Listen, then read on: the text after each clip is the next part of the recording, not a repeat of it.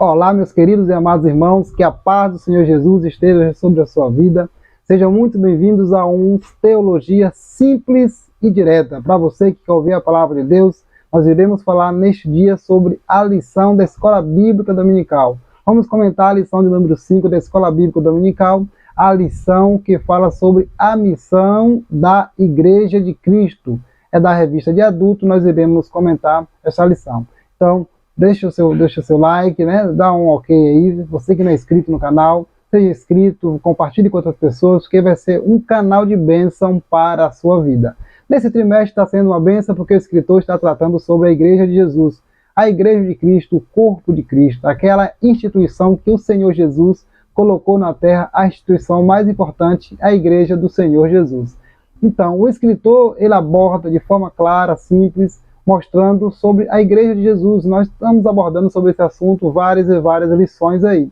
E a lição de hoje vai falar sobre a missão da Igreja de Cristo. Então, qual é a missão da Igreja? Nós já vimos que a Igreja é o corpo de Cristo, já vimos a natureza da Igreja, já vimos que a Igreja é uma instituição formada pelo Senhor. Então, qual é a missão desta Igreja, da Igreja de Jesus, da Igreja comprada, lavada e remida pelo sangue do Senhor Jesus? Então, nós iremos abordar para vocês. Então, fique até o final e você vai ser abençoado por esta palavra. Olha só, o textuário, o escritor, ele traz o textuário falando assim, ó: e perseveraram na doutrina dos apóstolos, e na comunhão, e no partir do pão, e nas orações.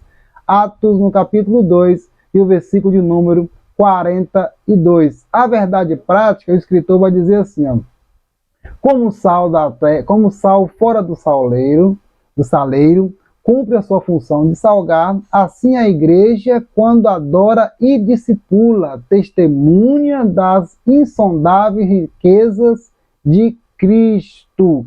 Então, o sal ela tem uma função muito importante, quando ela tem esta missão de salgar. Assim também a Igreja do Senhor Jesus, ela testemunha, ela testifica do Senhor Jesus Cristo.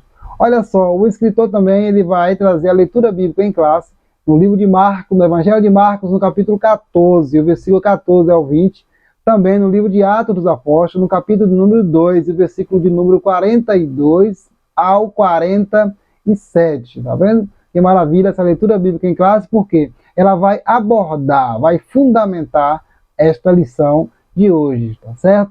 E ainda o escritor, ele vai dividir essa lição em 3 tópicos.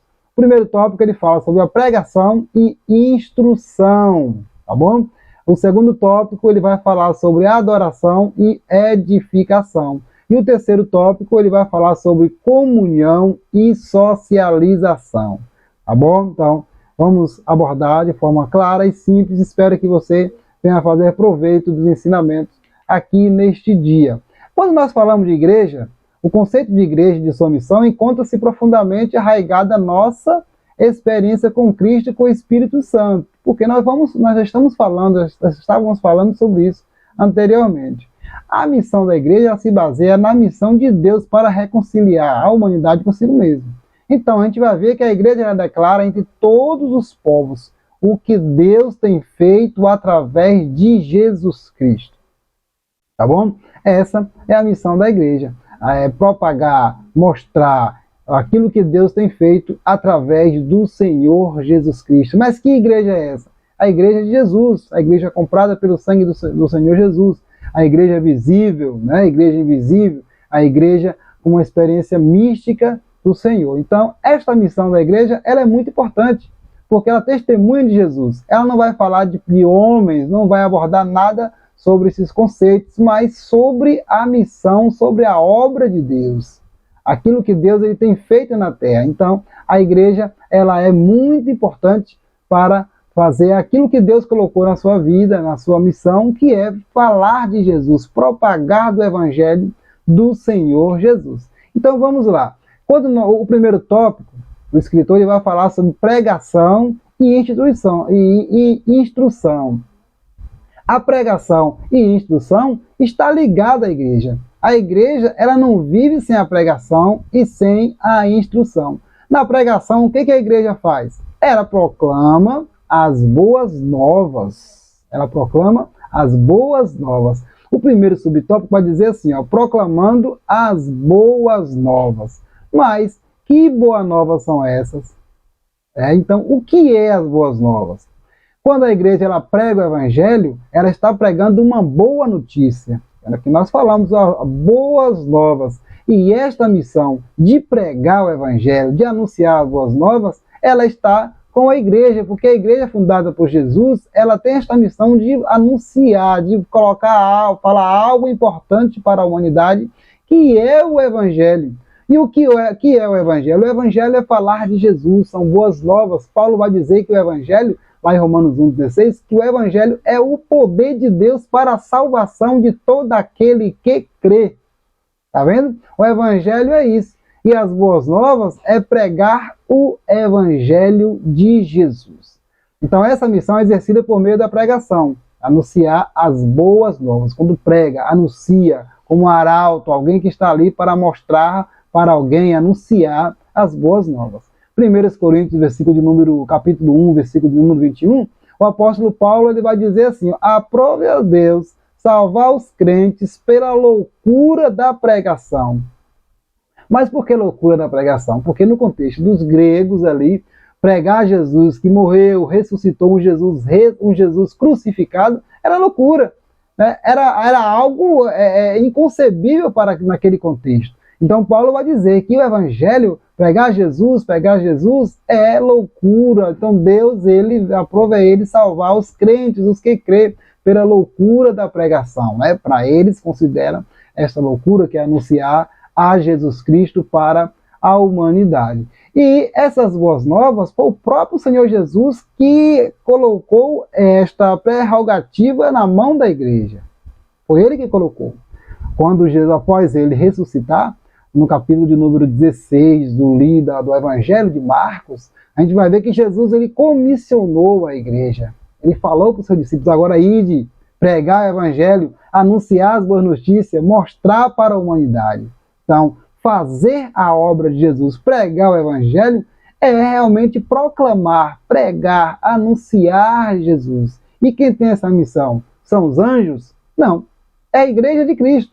A igreja de Jesus, os lavados, remidos pelo sangue do Senhor Jesus. Então, esse sentido de pregar o evangelho, de anunciar, de proclamar, ela está ligado com arauto. Que vai acontecer, que vai ver na Bíblia cerca de 61 vezes. Essa questão de arauto, de anunciar, de pregar, de mostrar para alguém. Então esse sentido, ele mostra o quê? Que a igreja ela precisa anunciar. A igreja que não anuncia, ela não está fazendo a sua missão. Então é importante pregar. Quando nós falamos de pregar, de arauto, de anunciar, a gente vai lembrar lá de João o Batista. Lembra? Ele no deserto da Judéia, ele anunciava, ele proclamava, ele pregava, mostrava às pessoas uma boa notícia, dizendo que Jesus viria, né? Pedindo as pessoas para se arrepender. Então João estava dando uma boa notícia, ele estava pregando, anunciando. Essa missão de pregar é realmente da igreja. E após João Batista, a gente vai ver que até o próprio Senhor Jesus, ele vai ter essa missão de anunciar. De pregar, ele anunciava, começou a pregar no deserto, pregava para as pessoas se converterem. O que ele anunciava? Anunciava o reino de Deus, anunciava, mostrando que tinha um tempo diferente, um tempo que Deus tinha dispensado para que as pessoas viessem a se arrepender.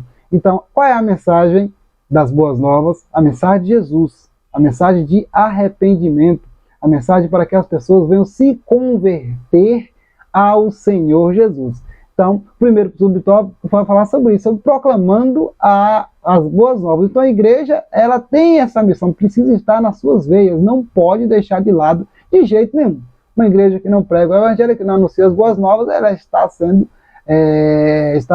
não está fazendo aquilo que Deus colocou diante deles, porque Jesus ele falou isso, ide pregar o evangelho a toda criatura.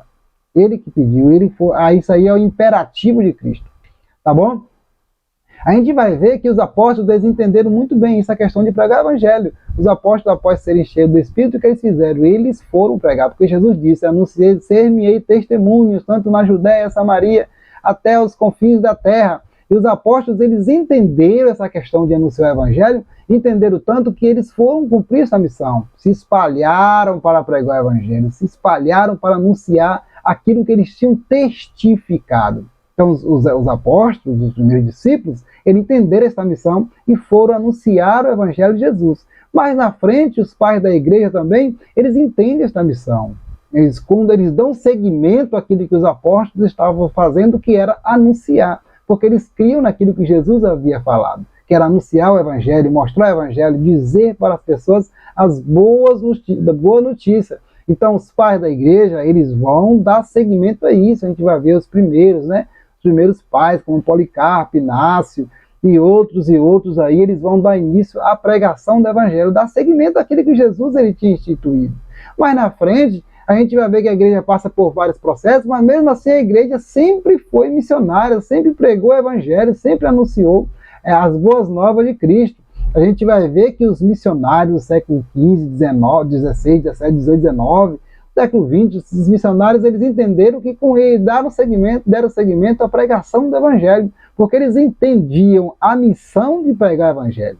Paulo, ele vai dizer bem assim, foi-me imposta esta obrigação, e ai de mim, se não anunciar o evangelho, tá vendo? Ele tinha isso, ele levava muito a sério, o apóstolo Paulo, essa questão de pregação do evangelho. A gente vai ver, né, mais na frente, muitos missionários como Moody, Spurgeon, Jonathan Edwards, Billy Graham, né, e outros missionários que eles deram seguimento à pregação do evangelho, porque eles entendiam que era uma seriedade, era uma missão da igreja. Não era algo opcional, não era algo que a igreja poderia escolher. Era a missão da igreja, a pregação do evangelho. Então, a gente vai ver que a pregação é muito importante. A igreja precisa entender, se apropriar disso aí e anunciar o evangelho. O segundo tópico da lição, o primeiro tópico, vai dizer bem assim, o segundo subtópico vai falar bem assim, ó, o objeto da pregação. Se nós vamos anunciar boas novas, então qual é o objeto da pregação? Qual é mais importante na pregação? Eu falei na instante, é o evangelho, né, que vem da palavra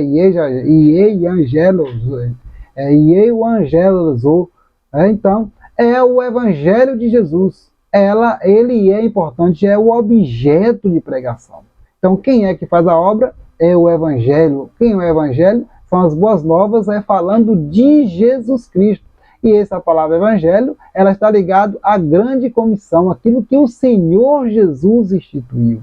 Jesus, ele no seu imperativo, ele comissionou os seus discípulos a pregarem o evangelho, a trazer as boas novas, pregar as boas novas. No evangelho, na pregação, os cristãos não vai falar de suas próprias vidas, não vai falar de outras coisas, vai contar de Jesus, vai falar o evangelho, as boas notícias de salvação. Então, os cristãos primitivos, eles tinham isso em mente. Eles pregavam, ensinavam e anunciavam de Jesus Cristo.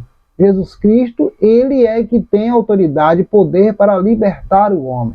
Para muitos naquela época era loucura, eles não entendiam como é que pode esses cristãos anunciando esse Jesus que morreu, esse homem, esse defunto, chamar até de defunto, e tanto tempo que morreu, eles ainda estão anunciando esse Jesus, falando de Cristo, mas eles entendiam. Pedro e João, eles diziam assim, a gente não vai parar de falar, de testemunhar daquilo que vimos e ouvimos. Você está vendo a importância? Qual era o objeto da pregação? Jesus Cristo.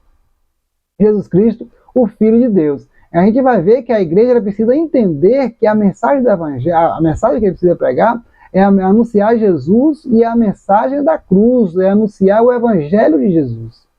Anunciar. E este evangelho, o que esse evangelho vai fazer? Ele transforma as pessoas. Quem muda as pessoas é o evangelho. A gente vai ver desde o início da igreja primitiva, a gente vai ver que muitas e muitas sociedades, muitos povos, muitas pessoas, muitos coletivos, eles foram transformados por meio do evangelho, por meio de Jesus. Tá bom? Então, o objeto da pregação das boas novas é o evangelho. Anuncia o evangelho, a mensagem da cruz, que Jesus morreu, mas ao terceiro dia ressuscitou, está vivo, ele vem salvar a humanidade, ele veio para libertar. Anuncia que Deus ele amou o mundo de tal maneira que deu seu Filho unigênito, para que todo aquele que nele crê não pereça, mas tenha a vida eterna. A mensagem do cristão, a pregação do cristão precisa ser cristocêntrica, precisa ser a mensagem da cruz, que o evangelho ele tem poder para mudar. Tá bom? Então o evangelho já mudou várias sociedades, como eu falei, muitos povos, muitos costumes, né? Sociedade que era canibais, sociedade que praticava infanticídio, e muitas coisas que para eles era cultura, mas que não agradava a Deus, e o evangelho foi lá e mudou. Mas por quê? Porque o evangelho ele é o poder de Deus. Então prega o evangelho, anuncie o evangelho de Jesus Cristo, porque ele tem poder. Na pregação e instrução, ainda o terceiro subtópico, vai falar bem assim, ó, discipulando os convertidos. Então a gente vai ver, primeiro, anunciando o evangelho, pregando as boas novas, que tem como objeto o evangelho, Jesus Cristo, a mensagem da cruz, Jesus Cristo que morreu e ressuscitou. E após a pessoa se converter, o que vai fazer agora? Vai ter que discipular, fazer discípulo. E essa é uma tarefa, não é uma tarefa fácil, é uma tarefa árdua, fazer discípulo. Mas existe esta mão, né, de pregar e discipular. Jesus ele disse, e ensinai. Tá vendo? Ensinai. Ensinai para que as pessoas eles venham ficar firmes, para que as pessoas eles venham realmente se converter. Essa questão da instrução de fazer discípulo é muito importante.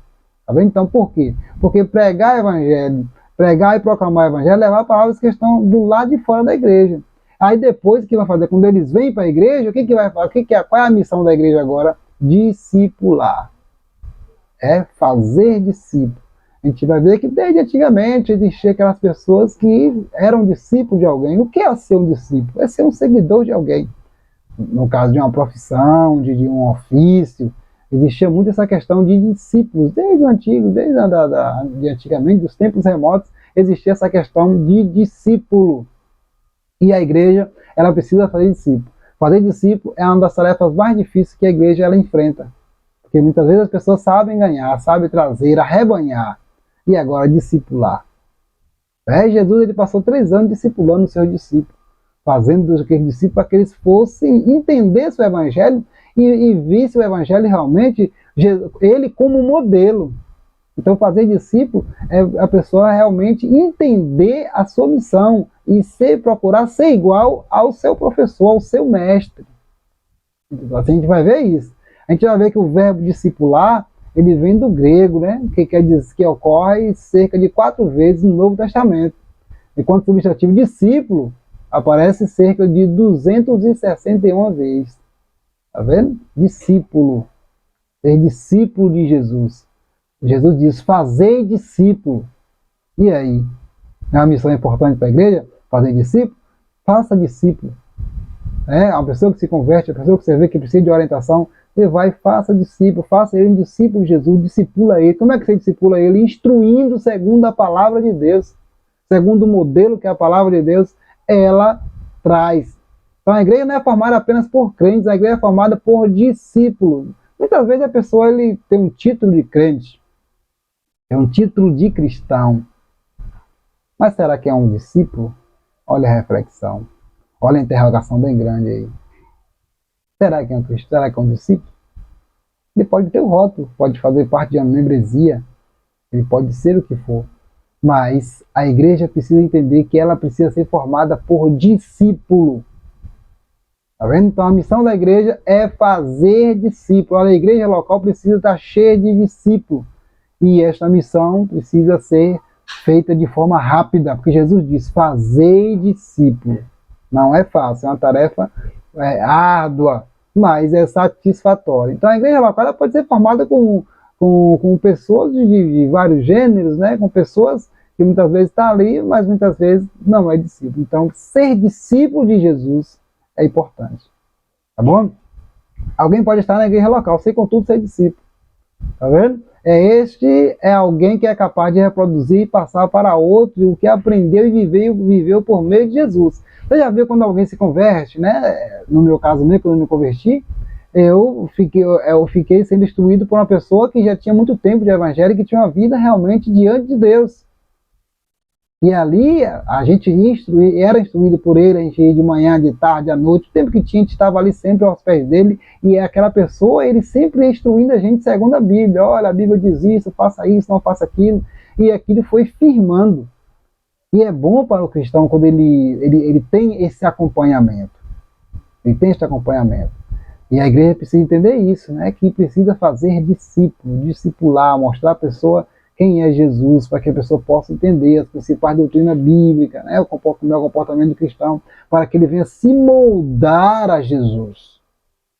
Isso é fazer discípulo, tá certo? Então, é muito importante. Então, discipular os convertidos é seguir, como se fosse pegar na mão, né? Ensinar mesmo, faça isso, faça assim, assim, assim, assim, olhe isso, olhe desse jeito não serve, porque aí a pessoa vai realmente ser instruída segundo os moldes da palavra de Deus. Então, fazer discípulo é muito importante. Vamos agora para o segundo tópico da lição. O segundo tópico da lição, o escritor ele traz adoração e edificação. Adoração e edificação.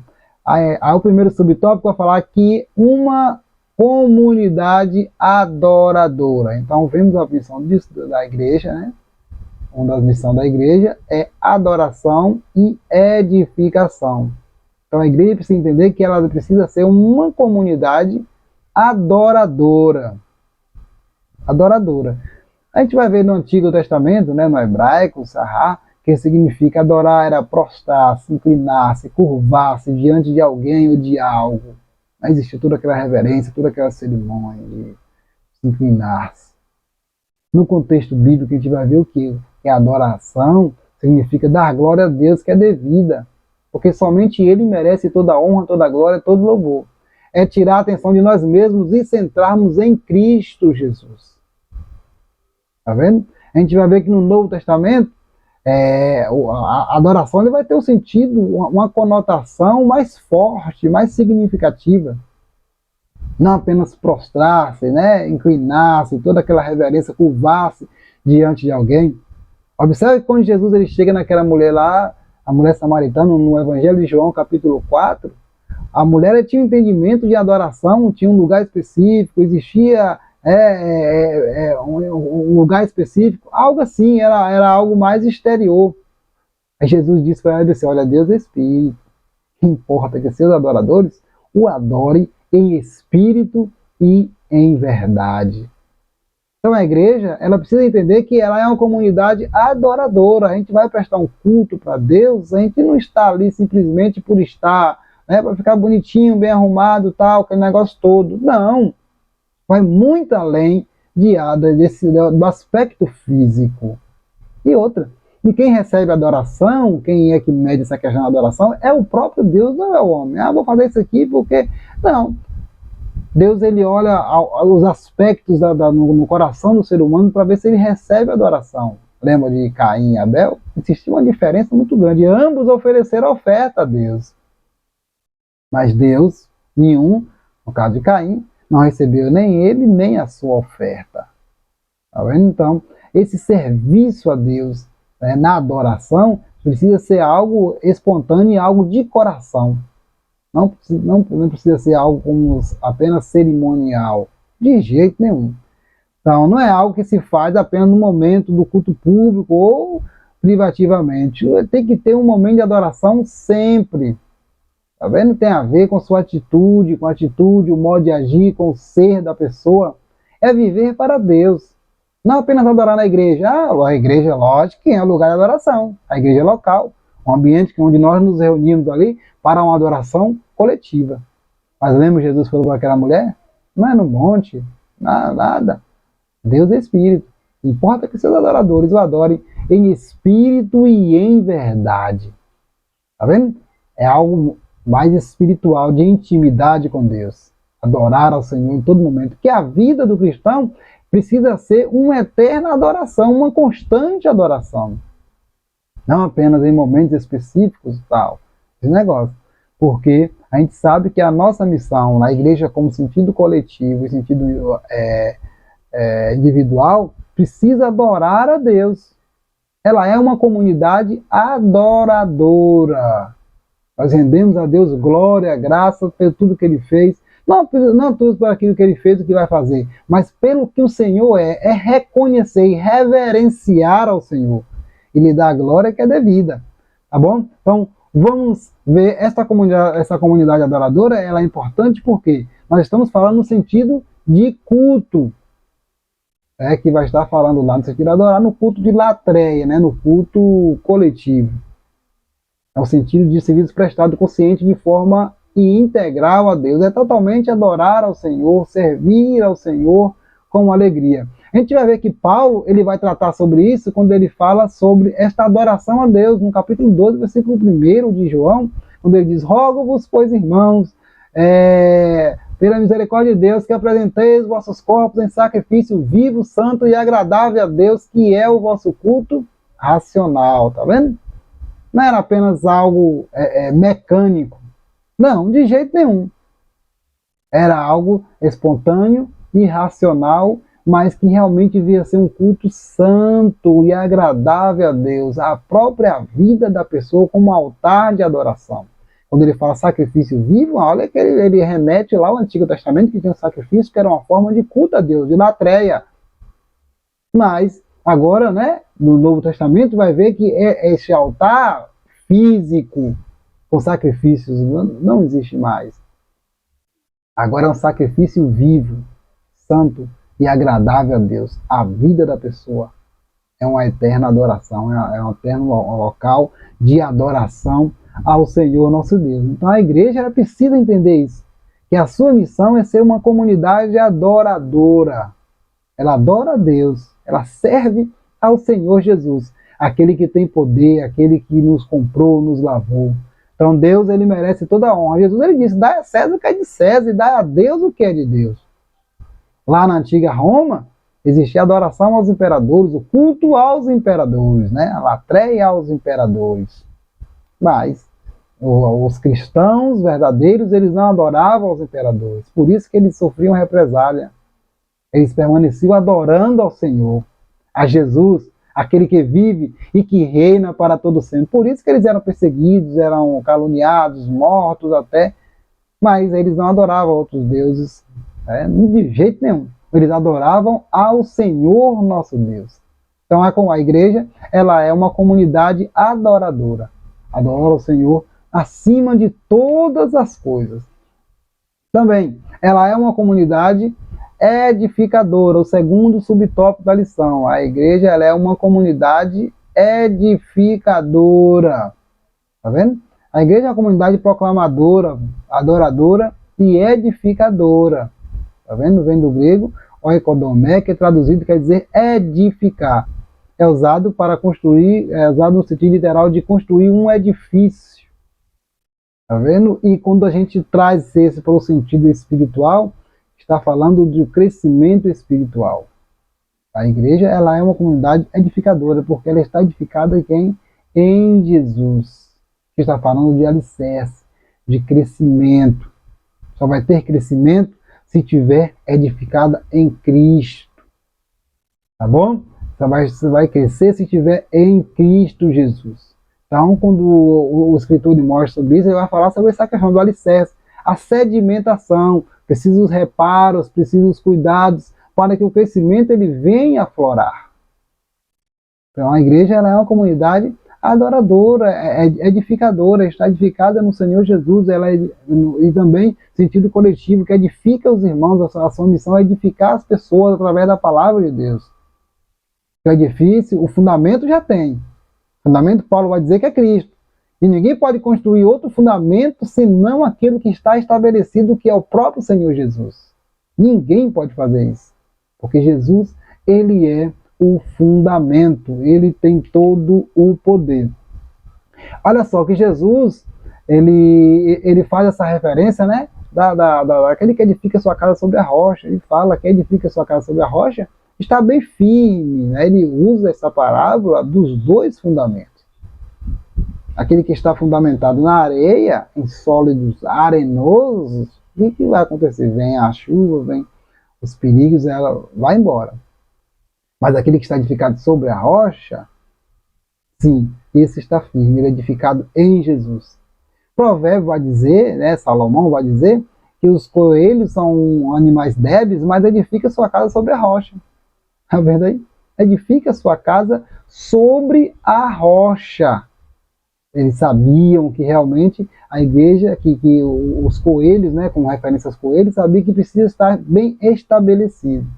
Aí a gente vai ver que o apóstolo Paulo ele vai utilizar esse conceito, né, ele vai trabalhar esse conceito em 1 Coríntios capítulo 14, versículo 4, versículo 3, também em Efésios ele vai trabalhar esse contexto, dizendo que Deus pôs na igreja os apóstolos, os profetas, os pastores, os mestres. Qual é o objetivo disso aí? Paulo vai dizer, o objetivo é edificação da igreja. Tá vendo? Os pastores que pregam a palavra, os mestres, doutores, os evangelistas, os profetas, os apóstolos, né? Quando ele fala, qual é a função? Edificar a igreja, dar sustentação. E já tem um fundamento que é Cristo. Eles vão sustentar agora, né?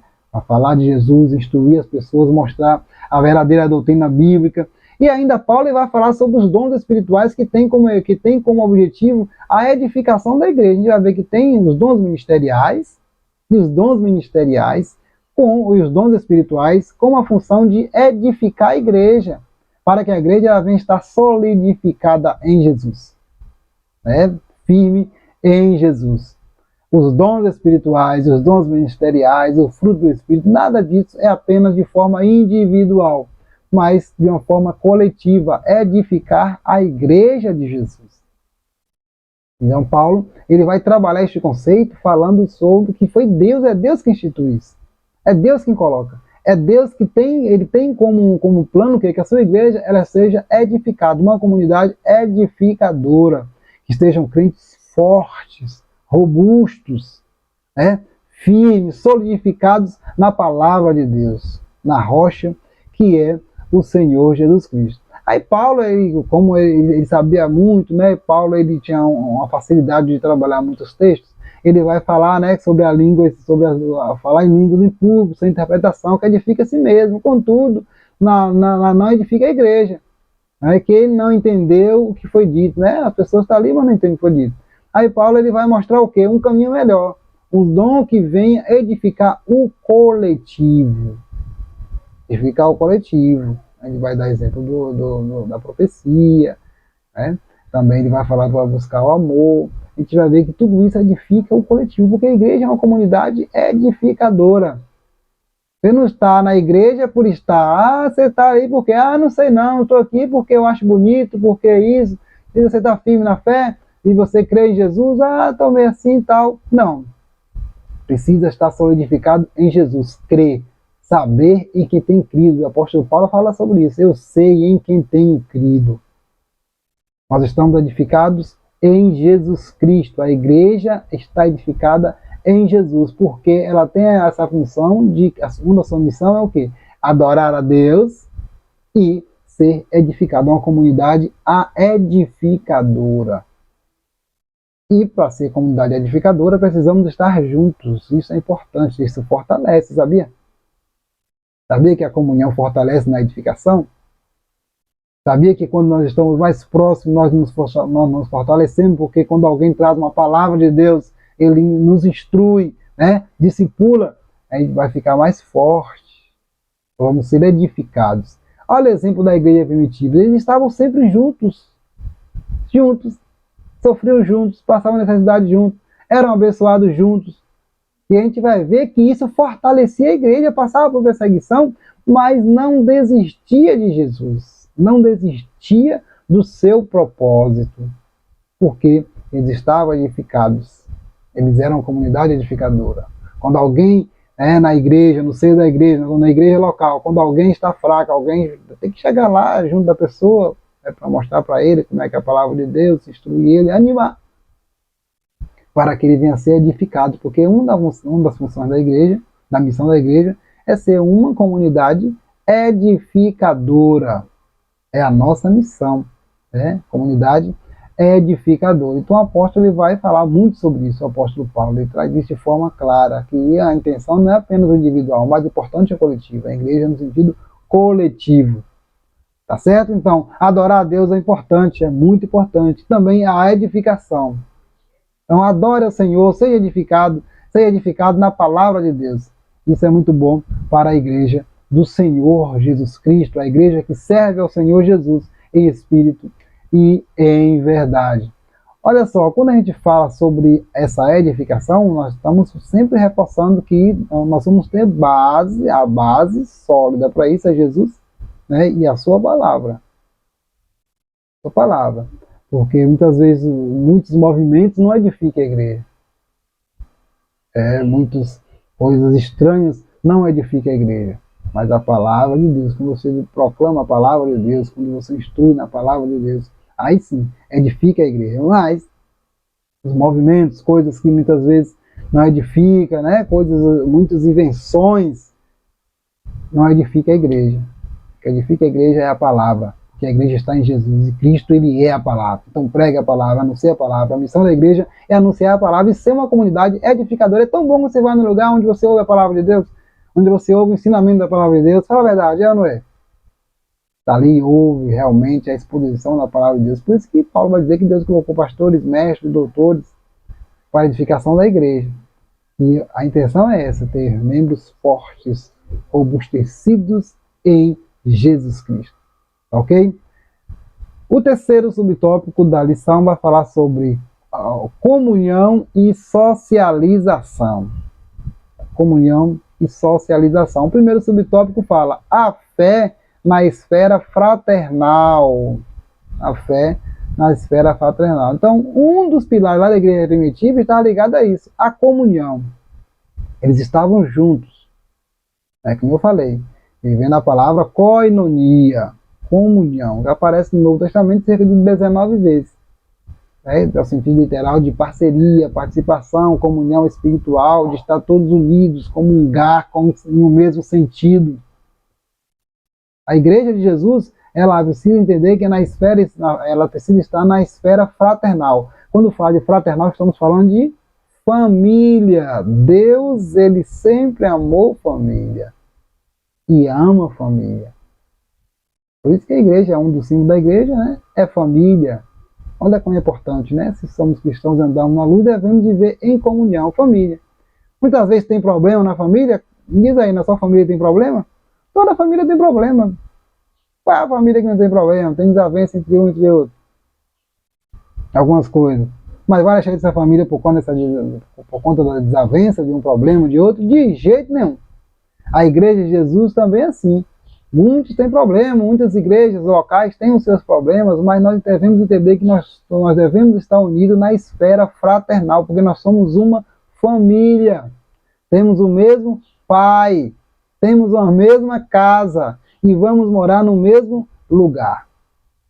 Quando formos para a glória, não vai ter o lote. O lote de tal igreja A, lote da igreja B. Não, de jeito nenhum. Não tem isso. Porque nós somos a família. Se nós somos família, nós comungamos com aquilo que o mesmo Pai, ele participa para a gente. Essa questão de comunhão foi importante para que a comunidade cristã, lá na época da igreja primitiva, eles ficassem fortes, estar juntos. Estar juntos. Estar juntos. E eles, quando eles estavam juntos, eles conseguiam vencer juntos. Observe que lá na época eles passavam por dificuldades, eles juntos ali, eles conseguiam suprir a dificuldade um dos outros. Um dos outros. Então essa questão de fraternal, de união, de família, é muito importante, tá? Porque onde não há comunhão entre os crentes, também não há uma igreja solidamente edificada. Jesus, ele disse, um reino dividido entre si, ele não subsistirá. Já pensou? O reino dividido, uma família totalmente dividida, não presta, não dá certo. A igreja também. Tá vendo? A igreja onde seus membros se isolam, fica isolado e não mantém comunhão com os outros, fica difícil. Não fortalece a fé. O exemplo da igreja primitiva. Ficavam todos unidos no partir do pão, na comunhão. Era nas refeições, no momento de oração, de leitura da palavra. Estavam todos juntos ali, adorando e servindo ao Senhor. Porque a fé, para eles entendiam que era na esfera fraternal de família. Família. porque você é família de Deus. Tá certo? Então a comunhão, ela é importante. Para ter essa comunhão, precisa entender que nós estamos unidos em Jesus. Essa união, ela é mística. Ela é mística. Tá bom? Essa é uma comunhão espiritual. Uma comunhão espiritual. Não é uma comunhão qualquer, não é uma sociedade qualquer, de jeito nenhum. Ela é uma comunhão espiritual, porque esta comunhão espiritual, ela tem a base que Jesus. Jesus, ele é a liga. E quem é que dá força a essa liga? É o amor.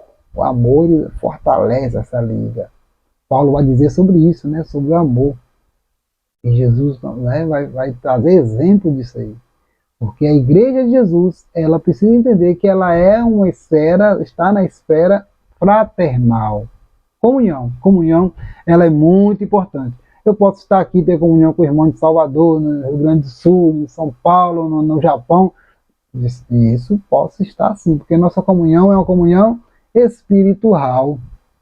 Nós temos um objetivo, que é servir e estar em Jesus Cristo. Aí o segundo subtópico, o escritor vai mostrar assim, ó, a igreja, né, vai falar sobre essa comunhão e socialização, a unidade e fraternidade. Tá vendo? Uma das missões da igreja, como comunhão e socialização, é estar na unidade e fraternidade entre os membros. Ou seja, é uma demonstração de amor, de família. Aí vai ver, né, que a igreja do Novo Testamento se expressa por meio da unidade e fraternidade entre seus membros. Eles estavam juntos, servindo ao Senhor. E o próprio Senhor Jesus, ele lá na oração sacerdotal, no capítulo 17, versículo 21 de João, ele vai dizer bem assim, Jesus, ele orando, fala assim, ele vai orar ao Pai e vai dizer, para que todos sejam um, como tu, ó Pai, és comigo, e eu em ti. Tá vendo? Olha o que Jesus falou. Orando para que os seus discípulos fossem um, assim como ele era com o Pai. Então, ser um com o irmão é importante. Esta unidade, né? E fraternidade, ela fortalece a fé cristã. O cristão, ele é edificado com isso. Quando você chega para alguém, para o irmão, né, e trate ele mesmo como o seu irmão em Jesus. Saúda ele com a paz do Senhor, chama de irmão. Olha que importante. Entender isso aí, né? E a igreja, os discípulos na época primitiva, eles entenderam isso e eles viviam realmente na fraternidade. Muitos tinham suas casas assoladas, tomaram suas casas, não tinham para onde morar. Eles iam morar na casa de alguém, de outros irmãos, às vezes iam morar até em sepulcros. Nas catacumbas, iam lá para as catacumbas, moravam lá nos sepulcros. Mas eles eram unidos, eles eram um. Essa unidade era latente na vida dos irmãos. E a gente vai ver que um dos males da igreja odierna, da igreja moderna, está justamente na quebra da comunhão cristã.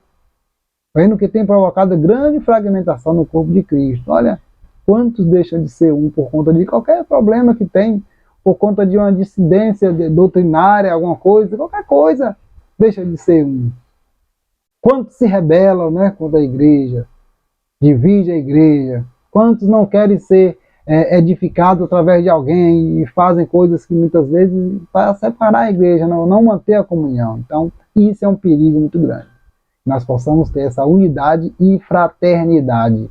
Nós somos um, Deus é um. Então devemos entender isso. Aí a gente vai ver que devemos nos esforçar para quê? Para manter essa comunhão cristã nas igrejas locais.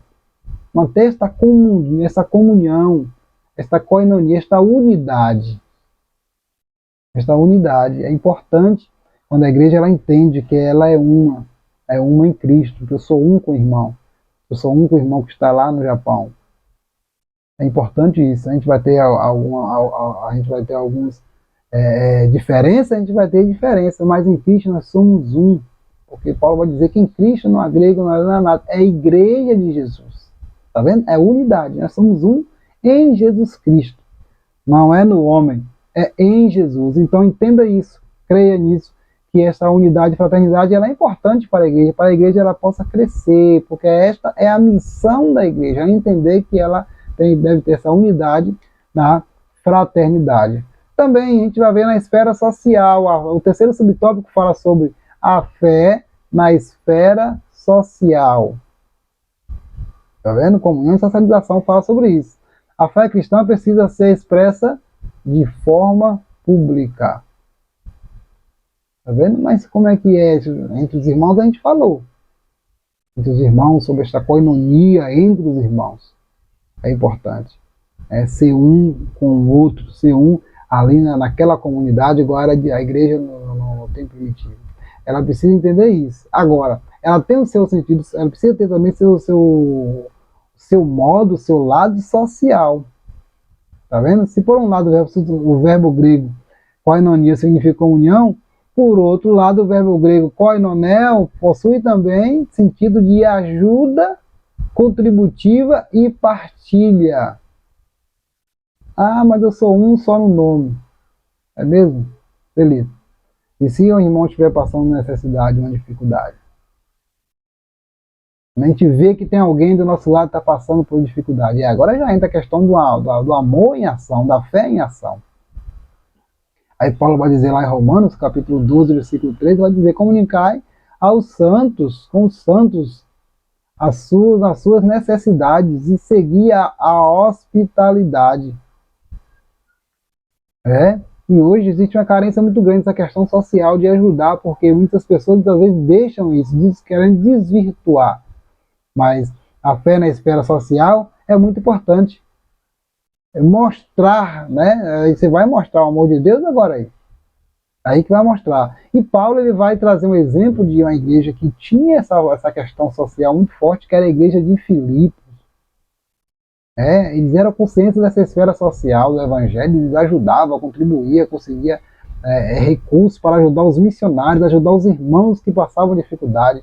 Porque com a perseguição, muitos passavam dificuldade, e sem contar também que naquela época a comunidade era pobre, né? Muitos ali eram pobres naquele contexto do Império Romano, muitos eram pobres, muitas vezes não tinham uma casa como a gente tem hoje, não, empregos públicos, era muito, e com a perseguição da igreja, acirrou mais ainda, agravou ainda mais a situação de muitos irmãos, porque muitos abandonaram suas coisas que faziam secularmente, né? Até coisa errada, se sustentava daquilo ali, e agora veio para a igreja por conta disso, da perseguição, aí eles muito sofriam. E aí a igreja de Filipos, os filipenses, eles entenderam isso e ajudavam os mais pobres, ele socorria aquela comunidade. E Paulo ele tinha essa questão de arrecadar os mantimentos para os irmãos, né? Levavam para os irmãos, e através dos irmãos filipenses eles faziam isso de coração.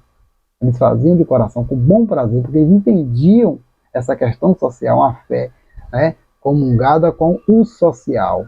É preciso entender isso, tá bom? Eles eram conscientes, eles tinham essa disposição de servir a Deus de uma forma, no evangelho, por forma, no lado social. E Paulo elogia bastante essa igreja, né, porque eles socorriam. E muitas vezes, né, a gente vê que tem muitas pessoas hoje em dia que não vê essa questão de social. Na época, antigamente, na época medieval, muitas igrejas, né, até há 2 séculos atrás, 1 século atrás, muitos eles faziam essa questão de orfanatos, igreja de orfanatos, creche e tal. Hoje tem muitas igrejas também que fazem essa questão de orfanatos, de creche, ajudar na área social, porque uma das funções da igreja, a gente sabe que é essa questão de uma fé comungada com o social. A fé comungada com o lado social, porque a igreja ela presta esse serviço, ela presta esse serviço, de ajudar. E uma das comunidades, das instituições que mais trabalhou com isso é a igreja. A gente vai ver, né, no livro, e se Jesus não tivesse nascido, a igreja foi pioneira em orfanato, em creches, em escolas, em assistência social e muitas coisas.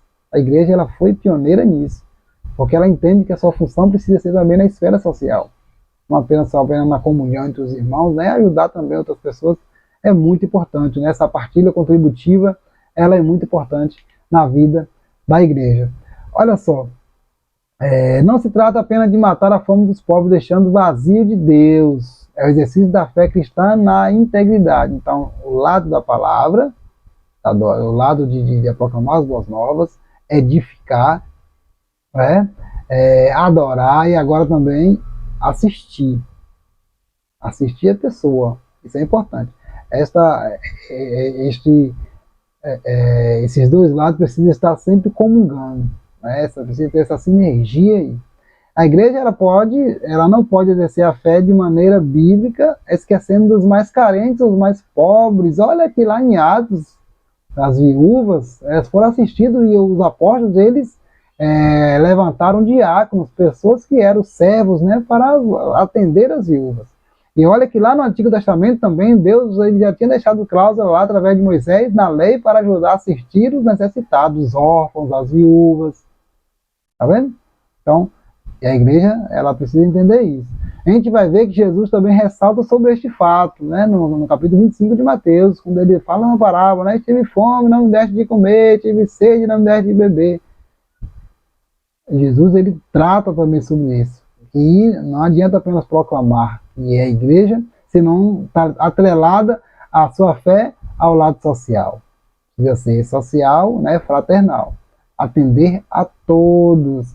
E por fim, o apóstolo Tiago, ele vai tratar sobre isso. Ele vai mostrar no capítulo 2, versículo 15 e 16 de Tiago, ele vai falar sobre isso.